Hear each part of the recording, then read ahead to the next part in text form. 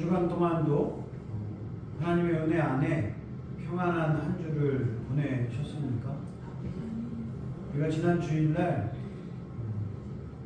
예수님의 십자가의 고난 그 말씀 가운데 구약성경 이사야서에 예언되어져 있었던 그가 찔림은 우리의 허물 때문이요 그가 상함은 우리의 죄악 때문이라. 그가 징계를 받음으로 우리가 나음을 얻었고, 이 말씀, 그 말씀을 우리가 나눴었는데, 과연 우리가 예수님의 그 찔리시고 또 아픈 고난당하신 그 모습 가운데에 그 모든 아픔의 시작이 우리를 향하신 하나님의 사랑 때문이었음을 한 주간도 우리가 잘 묵상하셨으리라 믿습니다.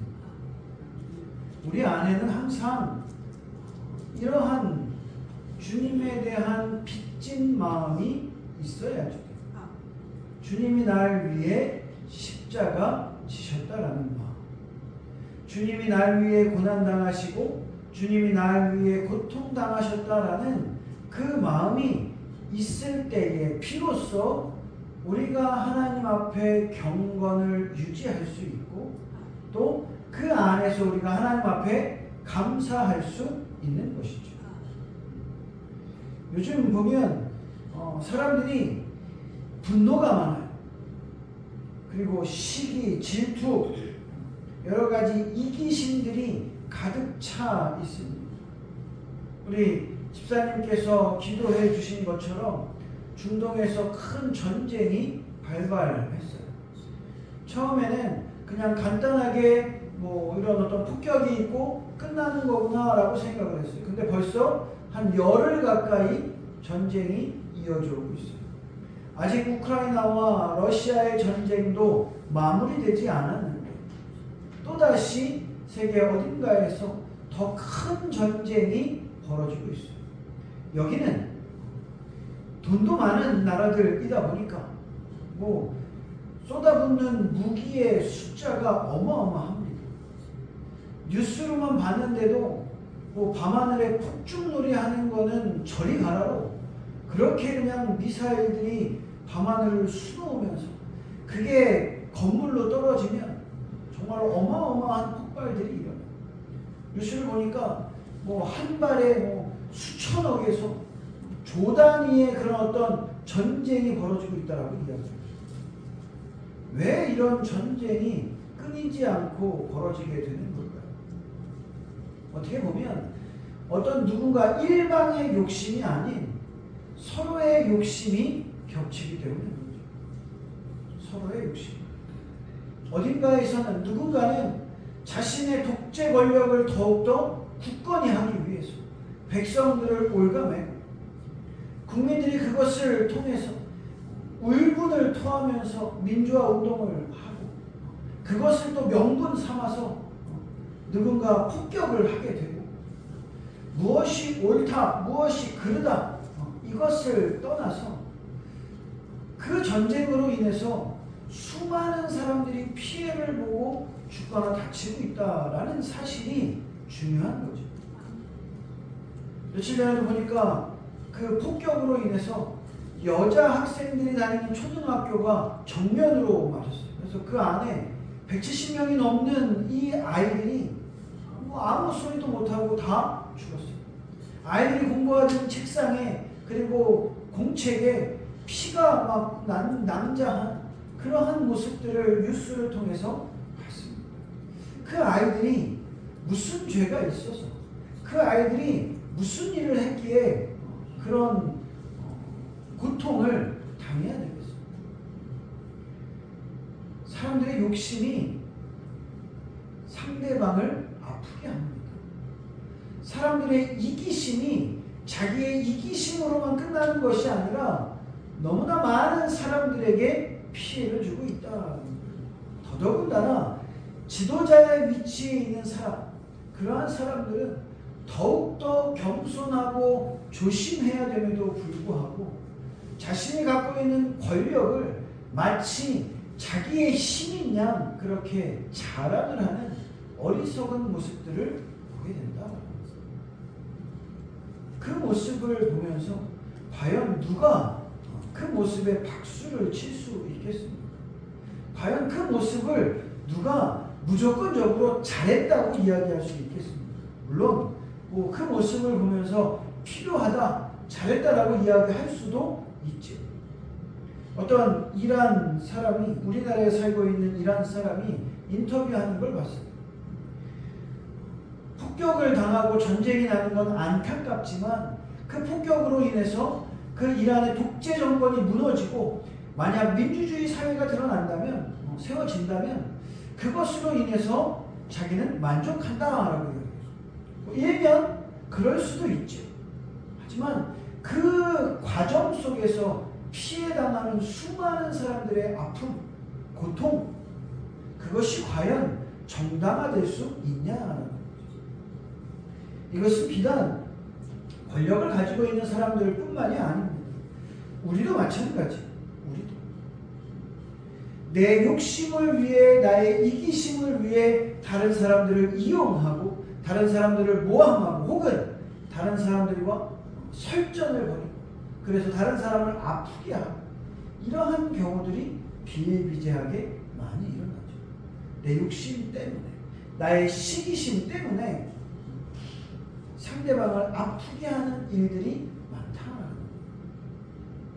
나는 그래도 누구를 전쟁으로 죽이지는 않았으니까, 나는 누군가에게 해코지를 하진 않았으니까. 하지만 그렇게까지 하지 않았다고 할지라도 나의 말 한마디로 인해서 누군가가 상처를 받고 나의 말 한마디를 통해서 누군가가 시비에 빠졌다면 결국 그것은 하나님이 보셨을 때에 똑같은 죄악의 모습이다.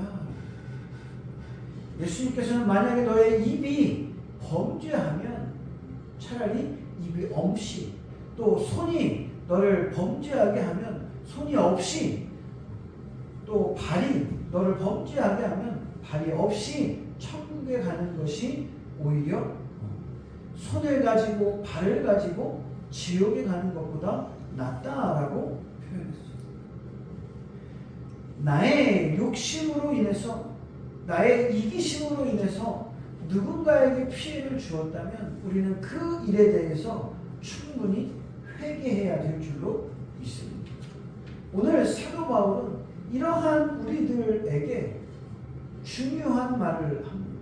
그 말이 뭐냐? 너희 안에 이 마음을 품으라. 너희 안에 이 마음. 그 마음은 무엇을 이야기합니까? 예수 그리스도의 마음이죠. 정의가 무너지고 공의가 무너지고 또 상대방을 향한 그러한 선의가 무너진 이 사회 속에서 예수님을 믿는 우리들, 기독교인들이 가져야 하는 마음이 뭐냐? 바로 예수 그리스도의 마음이죠. 이 마음을 통해서 우리 기독교인들이 먼저 이 무너진 사회를 다시 일으켜 세워야 될 줄로 믿습니다. 제가 좋아하는 성경 말씀이 있어요. 엘리야 선지자와 바알 선지자와의 대결이죠. 갈멜산의 대결. 그 대목에서 가장 제가 좋아하는 말씀이 어디냐면 이 엘리야 선지자가 조용히 12개의 무너진 제단을 세우는 장면. 12개의 무너진 제단. 대결을 하는 중에 이제 재물이 떨어져갖고 하나님의 불이 또 바알의 불이 누구의 불이 떨어질 거냐 그거를 가지고 목숨을 걸고 하는 대결 속에서 엘리야 선지자가 가장 먼저 한 게 뭐냐면 무너진 제단을 세우는 일이었어요. 무너진 돌을 다시 세워서 그 위에 제단을 쌓는. 오늘날 이 사회에 도덕이 무너지고 양심이 무너지고 선의가 무너지고 정의, 공의가 무너져 있어요. 이 무너진 사회 가운데에서 이 무너진 모든 일들을 회복할 수 있는 것이 누구냐? 그리스도인 밖에는 없다. 그리스도인들이 내가 먼저 이 무너져 있는 사회의 축을 세워 나아갈 때에 비로소 이 사회가 그리고 전 세계 열방이 하나님이 보시기에 합당한 온전한 제물로서 온전한 사회로서 바로 설 수 있게 될 줄로 믿습니다. 그리고 이러한 무너진 제단을 세우는데 가장 먼저 필요한 것이 무엇이냐? 바로 우리 안에 예수 그리스도의 마음을 세우는 것. 우리 안에 예수 그리스도의 마음을 품을 때에 우리가 무너진 이 사회를 일으켜 세울 수 있는 줄 믿습니다. 그러면 예수님의 마음, 우리가 닮아야 할, 우리가 품어야 할 예수님의 마음, 그 마음은 무엇입니까? 첫 번째로는 기꺼이 낮아지는 마음. 오늘 말씀 6절 말씀에 보면 그는 근본 하나님의 본체이시나 하나님과 동등됨을 취할 것으로 여기지 아니하시고 오히려 자기를 비워 종의 형체를 가지사 사람들과 같이 되셨다라고. 예수님은 원래 하나님과 같은 분이셨어요. 하지만 스스로 하나님과 동등됨, 같아짐의 권리를 포기하신 거예요. 이것을 신학적인 용어로 뭐라고 이야기하냐면 비하라고 이야기합니다. 자기 스스로를 낮추신 거예요. 낮아지신. 자기 스스로를 낮아진. 이것을 우리말로 바꿔보면 기꺼이 손해보는 마음. 기꺼이 손해보는 마음. 예수님의 마음을 품으라. 동의하죠. 그는 정말로 낮아지셨다. 동의하죠. 우리도 낮아져야지. 동의합니다. 그런데 기꺼이 손해를 보자. 그 낮아짐이 뭐냐? 기꺼이 손해보는 거다 라고 이야기하면 손해는 못 보겠습니다. 얼마든지 낮아질 수 있고 겸손할 수 있다고 하지만 손해는 못 보겠습니다. 그게 우리의 마음이에요. 그게 우리의 마음. 낮아지는 것은 굉장히 추상적이죠. 낮아진다, 겸손하다. 내가 누구한테 내세울 거 있나? 나는 겸손하지 늘. 나는 늘 겸손하지 뭐. 사람들하고 대화할 때도 그렇고 나는 늘 겸손해. 하지만 예수님의 이 겸손의 첫 번째는 뭐냐면 나를 버리는, 손해보는, 하나님과 동등한 위치, 신으로서의 권리, 그거를 포기하고 인간의 모습으로 오시는 것. 얼마나 손해보는 장사입니까? 근데 예수님이 하신 겸손의 첫 번째가 뭐냐면 바로 이 손해보는 일입니다. 여러분은 얼마나 예수님을 위해 손해보는 삶을 살고 있습니까? 내가 가진 권리, 내가 가진 자존심, 내가 가진 것 하나 없는데 마지막 남은 자존심마저 버릴 수 있냐? 자존심만이라도 지켜야지. 예수님은 그 자존심도 버려라 라고 얘기해요. 자존심. 그것은 하나님 앞에는 아무 필요가 없는 거예요. 예수님은 자신이 가진 권리와 자존심을 버리셨어요. 그래서 하늘의 그 높은 보좌, 가장 좋은 자리, 그 자리를 버리고 우리를 위해서 낮은 마구간, 죄인의 자리, 십자가의 자리까지 내려오셨다. 사순절 기간, 내가 더 높아지려는 그 마음을 내려놓는 기간입니다. 내가 누군데 감히 나를 이렇게 대접해. 나에게 남은 알량한 자존심. 그런 생각 대신에 주님도 나를 위해 낮아지셨는데 내가 낮아지지 못할 곳이 어디 있어요?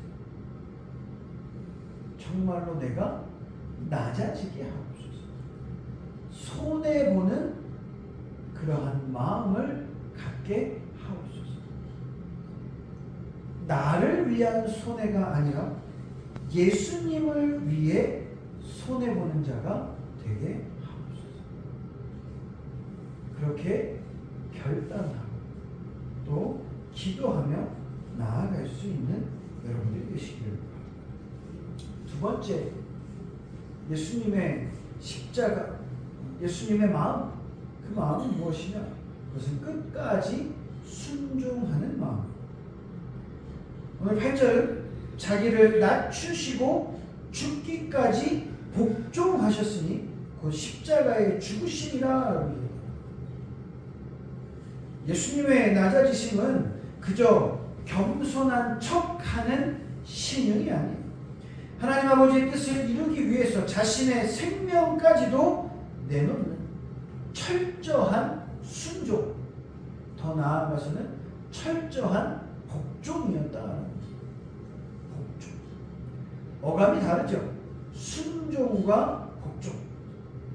순종은 왠지 내가 굉장히 착해 보입니다. 근데 복종 그러면 왠지 굴욕적입니다. 복종은 하면 안 될 것 같아요. 순종은 하지만 복종은 힘들 것 같아요. 순종과 복종의 차이가 뭘까요? 순종은 내가 내 마음 가운데 기꺼운 마음으로 그것을 받아들이는 거예요. 그래서 그 일을 하는 거죠. 그게 순종이에요. 순종할 땐 기분도 좋아요. 왜? 나도 원하는 겁니다. 그런데 복종이라는 말 안에는 나의 의지가 없습니다. 나의 의지가 없어요. 복종은 내가 원하지 않아도 해야 하는 거예요. 예수님은 죽기까지 복종하셨다라고 해요. 물론 그렇다고 해서 그 예수님의 복종이 즐거운 마음의 순종이 아니라 하기 싫은데 억지로 한 복종이냐라고 이야기하면 그렇지 않아요. 예수님은 우리를 사랑하셨기 때문에 기쁜 마음으로 자신의 목숨까지 내어놓는 순종의 끝인 복종을 하시는 거예요. 하나님이 우리에게 원하시는 삶은 이러한 복종의 삶입니다. 내가 계산기를 두드려보고 사람과의 관계 속에서 내 머릿속에 내가 지켜야 할 자존심을 생각해서 그렇게 해서 순종하고 그렇게 해서 상대방을 높여주고 하는 것이 아니라 하나님의 말씀이 떨어졌을 때에 하나님의 말씀이 나에게 선포되어졌을 때에 그 말씀을 내가 원하는 것과 원하지 않는 것으로 구분해서 취사 선택하는 것이 아니라 내가 원하지 않더라도 그 뜻이 그 말씀이 하나님의 뜻이라면 하나님이 나에게 말씀하시고 나에게 원하신 하나님의 뜻이라면 즐거운 마음으로 그 말씀에 순종하고 복종하기를 원하신다. 예수님은 겟세마네 기도에서 이렇게 기도하셨어요. 내 뜻대로 마옵시고 아버지의 뜻대로 하옵소서. 이것이 복종의 마음. 이것이 복종의 마음. 예수님이라고 자신의 뜻이 없었겠습니까? 예수님도 완전한 하나님이시면서 동시에 완전한 사람이라고 이야기했는데 사람으로서 살고 싶은 마음이 없었겠습니까? 혹은 십자가의 두려움, 십자가의 고난에 대한 막연한 그러한 무서움이 없었겠습니까? 가능하다면 회피하고 싶었겠죠. 그러니까 예수님이 이 잔을 할 수만 있거든 이 잔을 내게서 옮기시옵소서라고 기도했겠죠. 여기가 인간의 마음이에요. 여기까지가 인간의 마음. 우리가 갖는 마음, 하나님 할 수만 있으면 내가 이 가난에서 벗어나게 해주십시오. 할 수만 있으면 내가 이 문제 가운데 벗어나게 해주십시오. 할 수만 있으면 내가 남들보다 더 떵떵거리고 잘 살게 해주십시오. 여기까지는 우리의 소망이에요. 우리의 원은. 그런데 여기서 끝나서는 안 된다. 하지만 나의 원대로 마옵시고 나의 뜻대로 마옵시고 아버지의 뜻대로 하옵소서. 내가 비록 여전히 가난할지라도, 내가 비록 여전히 내가 가지고 있는 문제로 인해서 힘든 상황에 있다 할지라도, 내 몸이 비록 아픔 가운데 있다 할지라도, 그럼에도 불구하고 아버지의 뜻이라면 내가 그 하나님의 뜻에 순종하고 복종하게 하옵소서. 그것이 우리가 가져야 할 예수님의 마음이다. 무화과 나무에 열매가 없다 할지라도, 외양간에 송아지가 없다 할지라도, 밭에 소출이 전혀 없다 할지라도 그것이 아버지의 뜻이라면 아버지의 뜻대로 하옵소서. 이것이 진정한 믿음이고 이것이 주님께서, 하나님께서 우리에게 원하시는 예수 그리스도의 마음, 우리가 품어야 할 예수 그리스도의 마음이다. 내 욕심을 내려놓고 내 고집을 꺾어버리고 무슨 일에든지 하나님 앞에 고백하며 나아갈 수 있는 믿음의 자녀들이 되시기를 바랍니다.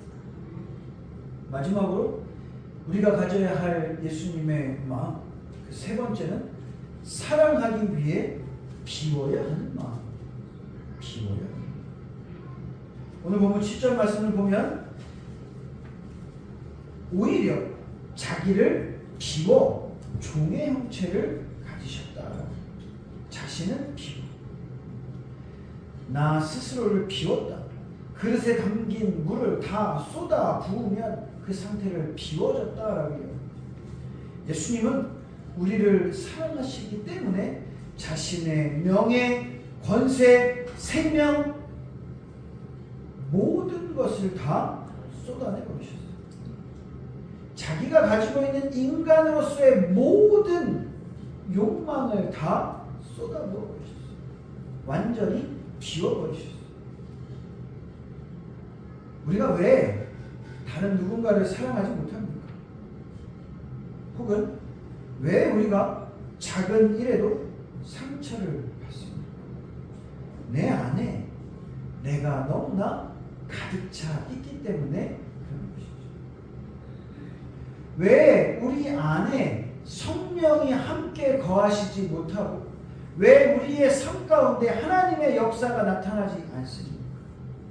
내 안에 내가 원하는 나의 생각, 내 자아가 너무 강한, 가득 차 있기 때문에 그렇다는 거죠.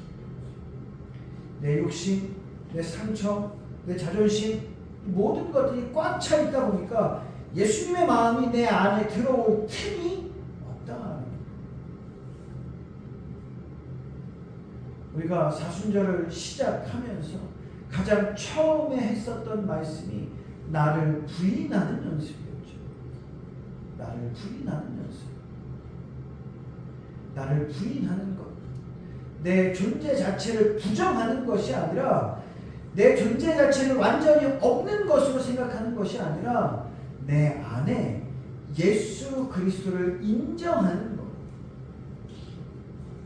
그것이 바로 나를 비우는 삶이고 그리고 그것이 바로 나를 부정하고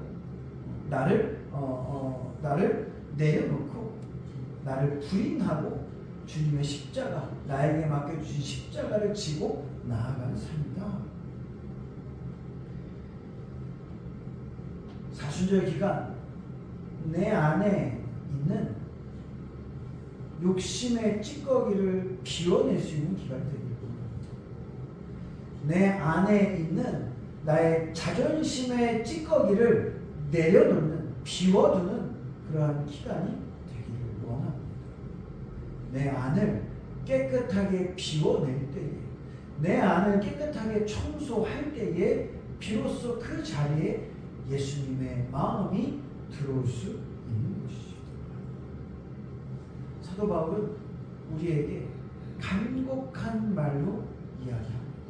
너희 안에 이 마음을 품어라. 너희 안에 이 마음을 품어라. 예수 그리스도의 마음. 예수님과 같이 모든 것을 내어놓고 또 모든 것을 희생하시고 자기 스스로의 그런 어떤 욕망이나 욕심을 비워내고 하나님의 말씀에 순종하고 복종했던, 그리고 죽기까지 낮아지셨던 그 예수님의 마음을 너희 안에 품어라. 그럴 때에 비로소 우리가 살아나는 것이고, 우리가 살아날 때에 정말로 이 무너져가는 이 악한 세상이 다시금 하나님이 원하시는 아름다운 세상으로 다시금 새롭게 살아날 수 있는 역사가 나타나게 될 줄로 믿습니다. 사순절 기간 예수님의 십자가를 다시 한번 묵상하면서 주님, 나도 주님의 그 마음을 품고 살아가게 하옵소서. 다짐하며 나아갈 수 있는 믿음의 자녀들이 되시길 주님의 이름으로 축원드리겠습니다. 기도하시겠습니다. 사랑이 많으신 아버지 하나님, 주님의 사랑과 은혜 가운데에 넌 아버지 오늘도 주님 앞에 나와 함께 예배하며 주님의 말씀을 함께 듣고 묵상하게 하여 주심에 감사를 드립니다. 주님의 마음, 그 마음을 우리가 온전히 알게 하시고 깨닫게 하시고 또 그 마음을 우리 안에 진정으로 품을 수 있는 믿음의 자녀들이 되게 하여 주시옵소서. 예수님의 이름으로 기도드렸습니다. 아멘.